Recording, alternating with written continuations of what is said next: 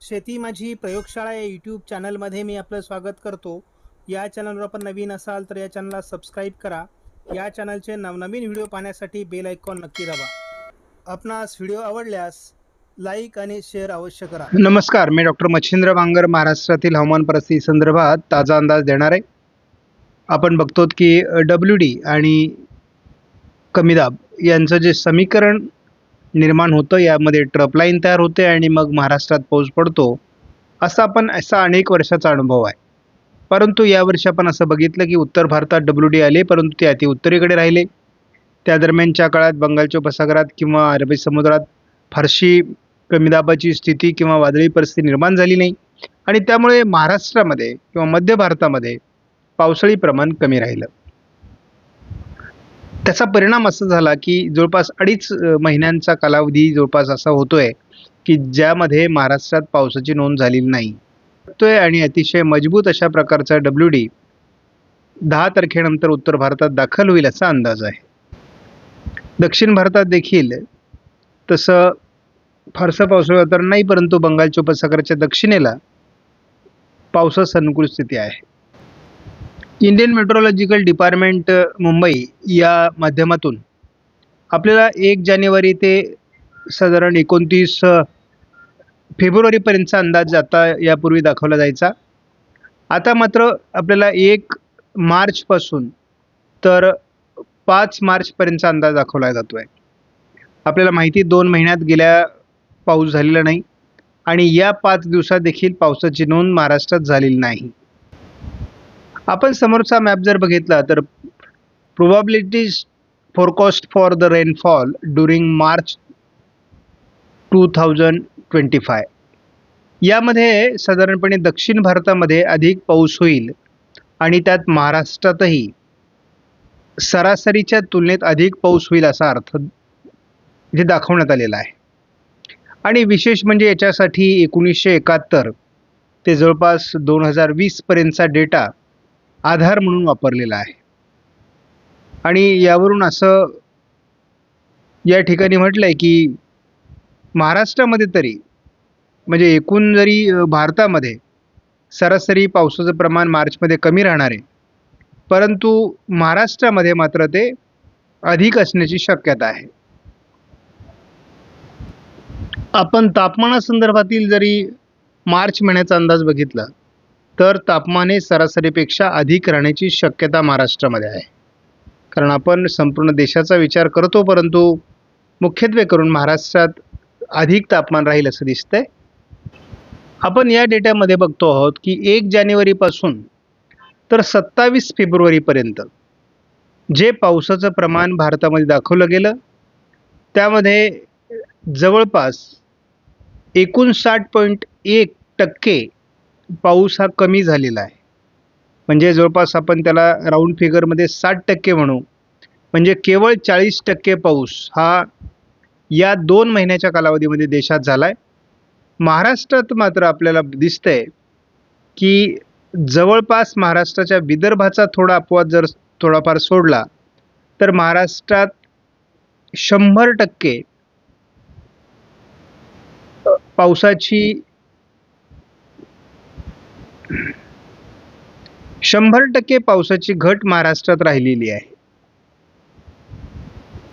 आणि हीच बाब आपण जेव्हा जानेवारी महिन्यामध्ये बघतो तेव्हा जवळपास 72% संपूर्ण देशामध्ये जानेवारीची घट नोंदली गेलेली आहे. आणि मी तुम्हाला एक महत्त्वाचा डेटा या ठिकाणी मुद्दाम सादर करणार आहे, कारण आपण फक्त पावसाविषयीचा अंदाज सांगत जातोय आणि मग शेतकऱ्यांपर्यंत खरी माहिती पोहोचत नाही. त्यामुळे मार्च ते मे हे जे सीझनल तापमान 2025 मध्ये राहणार आहे, यामध्ये अबाऊ नॉर्मल म्हणजे सरासरीपेक्षा अधिक तापमान राहण्याचा अंदाज आपण अनेक व्हिडिओमध्ये दिलेला आहे आणि ते अनेक भागामध्ये महाराष्ट्रात सुद्धा हे अतिरिक्त तापमान राहणार आहे. त्यामध्ये आपण दिसतोय की राजस्थान, गुजरात, उत्तर प्रदेश, पंजाब, दिल्ली, हरियाणा, महाराष्ट्र, छत्तीसगड आणि या काही राज्यांमध्ये याचा अधिक प्रभाव राहण्याची शक्यता आहे. मात्र आपण बघतो केरळ, तामिळनाडू, कर्नाटकचा दक्षिणी भाग, पूर्व भारत आणि उत्तर भारतात ज्या ठिकाणी आता बर्फवृष्टी होते आहे, काही ठिकाणी पाऊस होतो आहे, त्या ठिकाणी हे तापमान आपल्याला जाणवणार नाही.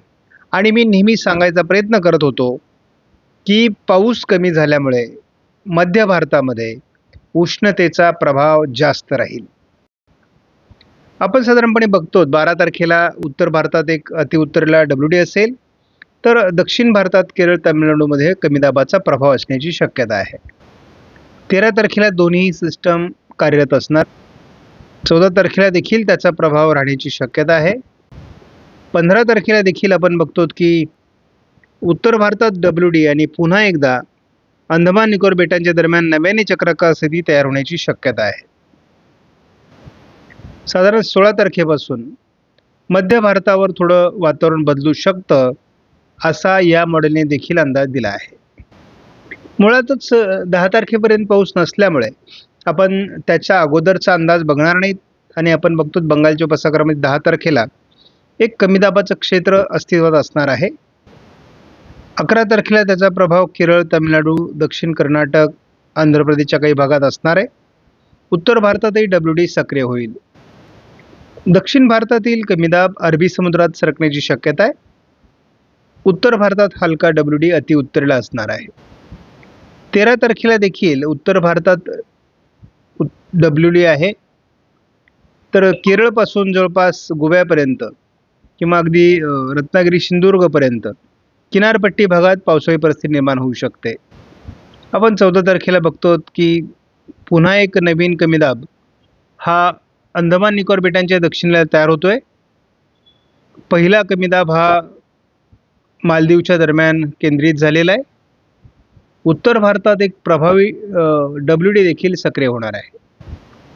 साधारण 15 तारखेला आपण बघतो की मध्य भारतावर काही ढगाळ परिस्थिती, हलकं पावसाळी वातावरण याला सुरुवात होणार आहे. कारण जर भारतीय हवामान खातं म्हणत आहे की अबाव नॉर्मल अशा प्रकारचं दक्षिण भारतामध्ये पाऊस होणार आहे आणि महाराष्ट्राच्या दक्षिणेला देखील त्याचा प्रभाव राहणार आहे, तर असं असेल तर उरलेला मार्च या ठिकाणी पावसाळी असला पाहिजे. आणि 16 तारखेला आपण बघतो की मध्य भारतावर पावसाळी परिस्थिती निर्माण होण्याचा अंदाज आता आणखी प्रभावी होत चाललेला आहे.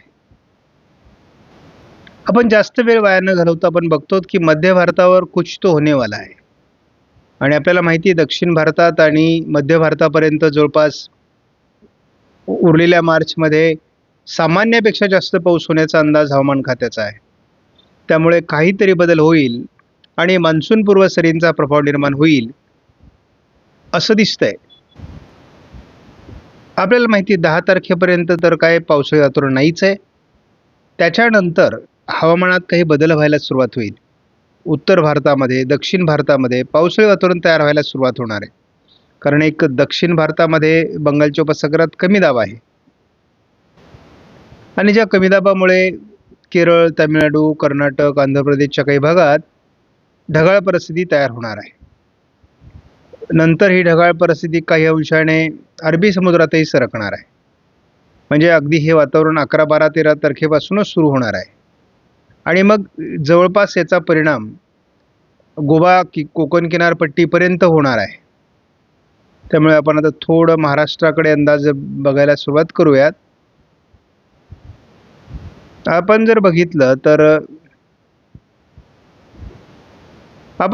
तर महाराष्ट्रामध्ये थोडी ढगाळ परिस्थिती आता मार्चच्या उत्तरार्धामध्ये म्हणजे साधारणपणे 14-15 तारखेनंतर सुरू होईल. आपण 13-14 तारखेला होळी आहे, त्या दरम्यान देखील महाराष्ट्रामध्ये काही विभागात ढगाळ परिस्थिती निर्माण होऊ शकते. हलका शिडकावा देखील काही विभागात वातावरण निर्माण होऊ शकतं. आपण बघतो की होळी धुलीवंदनच्या काळात महाराष्ट्रामध्ये वातावरण बदलतंय. या बदलत्या वातावरणामुळे महाराष्ट्रात मान्सूनपूर्व काही सरी देखील होऊ शकतात विरळ स्वरूपामध्ये. त्यामुळे हा अंदाज आपल्यासाठी फार महत्त्वाचा आहे. कारण प्रत्यक्षात अजून गेल्या 2.5 महिन्यात पाऊस पडलेला नाही. प्रत्येकाला पाऊस ही एक आवडणारी गोष्ट आहे, परंतु ज्याचे गहू काढणीला बाकी असतील त्यांनी 14, 15, 16 या दरम्यान सावध असणं गरजेचं आहे. त्यामुळे फार पाऊस नाही, परंतु वादळी परिस्थिती या दरम्यान महाराष्ट्रात निर्माण होऊ शकते असा प्राथमिक अंदाज आहे. आपणास व्हिडिओमधील माहिती महत्त्वपूर्ण वाटल्यास लाईक करा, शेअर करा, चॅनलला सबस्क्राईब करा. धन्यवाद. जय हिंद, जय महाराष्ट्र, जय बळीराजा.